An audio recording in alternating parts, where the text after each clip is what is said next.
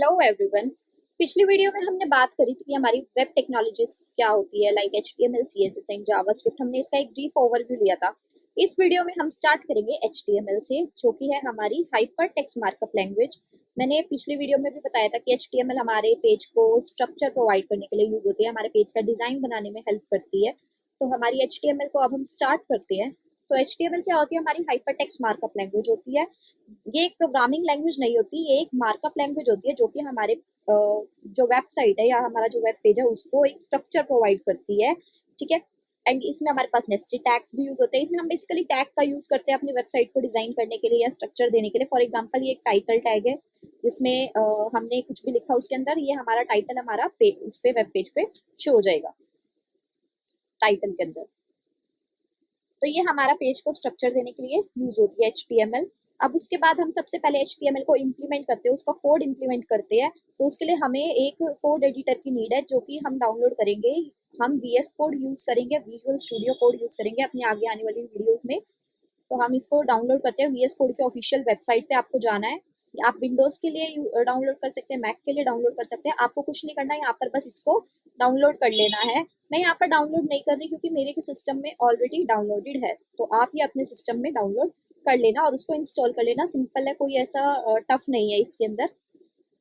And जैसे ही ये download हो जाता है, आपको कुछ नहीं करना, आपको सर्च पे जाके अपना VS कोड यहाँ से देखना है कि आपका VS कोड कहाँ पर है एंड इसको ओपन कर लेना है। उसके बाद आपको क्या करना है, आपको एक फोल्डर बनाना है और उसे ना अपने VS कोड के अंदर ओपन करना है उस फोल्डर को। फॉर एग्जांपल, मैंने यहाँ पर HTML वेब नाम का एक फोल्डर बना रखा है।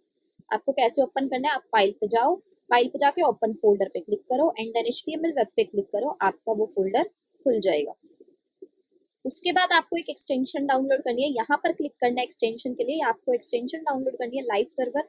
ये क्यों डाउनलोड करनी है? क्योंकि जो आप अगर कोड लिखोगे वो आपको वेब ब्राउजर पर देखना भी तो है, तो उसके लिए आपको लाइव सर्वर एक्सटेंशन डाउनलोड करनी पड़ेगी। तो यहाँ से आप इसको डाउनलोड कर सकते हो, मेरे में ऑलरेडी डाउनलोडेड है। देखो इसमें लिख रखा है launcher development local server with live reload feature for static and dynamic pages. ये हमारा एक लोकल सर्वर है जो कि हमें लाइव बता सकता है जो भी हमने कोड लिखा है उसका क्या आउटपुट है ब्राउजर के अंदर। तो आप इसको डाउनलोड कर लेना। अब चलते हैं अपने VS कोड पे। हम HTML वेब पर थे। आपको क्या करना है, यहाँ पर इस वाले बटन से इस पे एक, ये हमारा फाइल के लिए यूज होता है। आपको यहाँ पर फाइल बना ली है index.html नाम की, हमारी स्टार्टिंग फाइल इसी नेम से बनती है। अब आपको क्या करना है, आपको शिफ्ट दबाना है। शिफ्ट दबा के आपको 1 प्रेस करना है, शिफ्ट दबाए रखना है, शिफ्ट से उंगली नहीं हटानी और 1 प्रेस कर देना है। आपके पास ऐसे आ जाएगा एंड एंटर प्रेस करना है। ये हमारी होती है बॉयलर प्लेट कोड। ठीक है। इसमें हमारे पास अब ये हमारी HTML का स्ट्रक्चर है कि हमारे इसके अंदर HTML टैग है, हेड टैग है, बॉडी टैग है, टाइटल टैग है। अब इन टैग्स को हम एक एक करके डिस्कस करते हैं कि हमारे पास क्या क्या होती है। हमारे पास होता है जैसे HTML जो होता है वो हमारा वेब पेज को डिस्क्राइब करता है।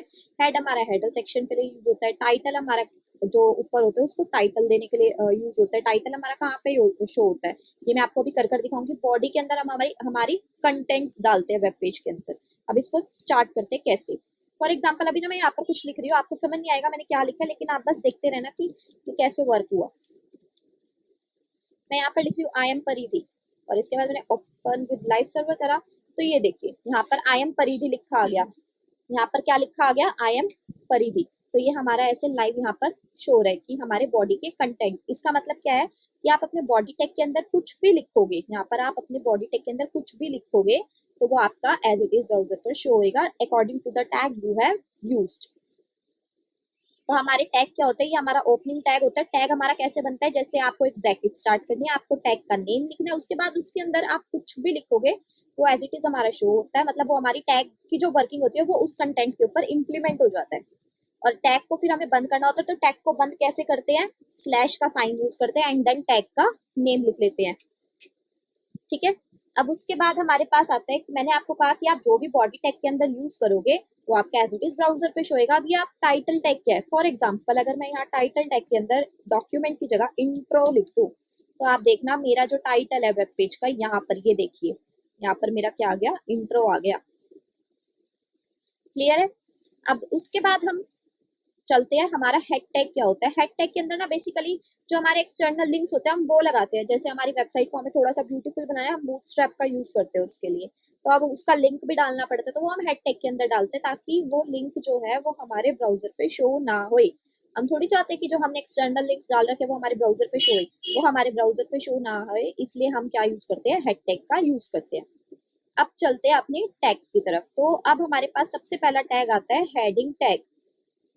हेडिंग टैग हमारा क्या होता है, जिसके लिए इसमें हम हेडिंग दे सकते हैं। ये हमारी 6 टाइप्स की होती है। H1 हमारी लार्जेस्ट हेडिंग देता है और H6 हमारी स्मॉलेस्ट हेडिंग देखता है। अब इसको आप एक बारी कोड करके देखिए। आप यहाँ पर इसको कंट्रोल भी, इसको 6 बार ऐसे कंट्रोल, और यहाँ पर इसकी टेक्स्ट के नेम को मैं चेंज कर देती हूँ। इसको मैंने लिख दिया H2। आपको टेक्स्ट तो समझ आ ही गई है कि हमारे पास क्या होते हैं। ओपनिंग टैग हम कैसे यूज करते हैं, ऐसे ब्रैकेट लगा के टैग का नेम लिखते हैं एंड देन ब्रैकेट बंद कर देते हैं, और उसके बाद उसके अंदर कंटेंट लिखते हैं एंड देन स्लैश का साइन लगा के अपने टैग को बंद कर देते हैं। तो ये हमारे 6 टैग है, H1 H2 H3 H4 H5 H6। और अब इसका आउटपुट देखना आप, आपको पता लग जाएगा हेडिंग टैग क्या होता है। H1 हमारी लार्जेस्ट हेडिंग देगा एंड H6 हमारी उससे सबसे छोटी हेडिंग देगा, और H2 H1 से छोटी, H3 इससे भी छोटी एंड H4 उससे छोटी एंड H5 उससे छोटी। ये होती है हमारी हेडिंग टैग। अब उसके बाद अब हमारे पास आता है एक नेक्स्ट टैग होता है जिसको हम बोलते हैं पैराग्राफ टैग, जो कि हमारा पैराग्राफ लिखने के लिए यूज होता है। अब पैराग्राफ लिखने के लिए अब हम पैराग्राफ भी चाहिए। अब मेरे माइंड में ऑटो पैराग्राफ टैग कैसे ही लिखते हैं, पी, ऐसे ब्रैकेट लगा के पी। अब मेरे माइंड में इतने सारे वर्ड्स तो जनरेट नहीं हो सकते कि मैं इतना बड़ा पैराग्राफ लिख दूं। अब क्या करो, लॉरम, और यहाँ पर ना वर्ड्स लिख दो जितने आपको वर्ड्स का पैराग्राफ चाहिए। फॉर एग्जाम्पल मैंने यहाँ पर लिख दिया लॉरम 25, बिना स्पेस दिए लिखना है। ये आपको 25 वर्ड जनरेट कर देता है। देखो इसने हमें 25 वर्ड जनरेट कर दे दिए। लॉरम 25 लिखा तो 25 वर्ड जनरेट करके दे देगा। आप लॉरम 60 लिखोगे 60 दे देगा वर्ड, 23 लिखोगे तो 23 दे देगा, 45 लिखोगे तो 45 दे देगा, 59 लिखोगे तो 59 दे देगा, 63 लिखोगे तो 63 दे देगा। अब आपको कुछ नहीं करना, आप देखो ये हमारा ऐसे पैराग्राफ लिखा आ गया पी टैग के अंदर, राइट। तो इस वीडियो में हमने पढ़ा कि हमारे हेडिंग टैग क्या होते हैं, पैराग्राफ टैग क्या होते हैं। नेक्स्ट आने वाली वीडियोस के अंदर हम पढ़ेंगे कि एंकर टैग क्या होता है, इमेज टैग, टेबल, लिस्ट, और भी बहुत सारी चीजें इसके अंदर, फॉर्म्स है, वो हम सारी कवर करेंगे। तो आप इसको एक बार खुद से इम्प्लीमेंट करो, क्योंकि खुद से इम्प्लीमेंट करने में ही फायदा होता है। आप खाली वीडियो देखोगे उससे कोई फायदा नहीं है। तो अब मैं आपको नेक्स्ट वीडियो में मिलती हूँ। Thank you.